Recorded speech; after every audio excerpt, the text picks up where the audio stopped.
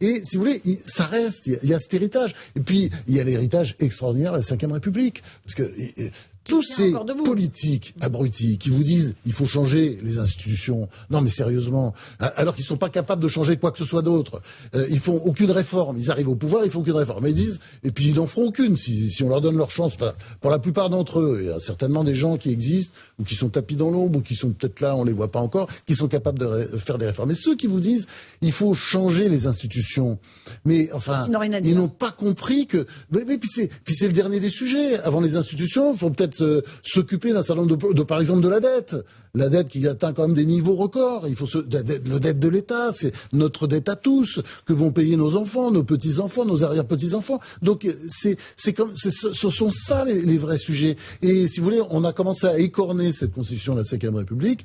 J'espère que vous avez voté non au référendum de 2000 sur la réduction du mandat présidentiel de 7 à 5 ans. Ah oui, c'est vrai, pardon.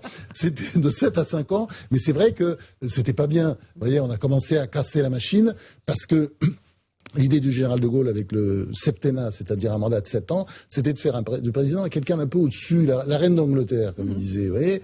Et donc là, on a américanisé notre système politique.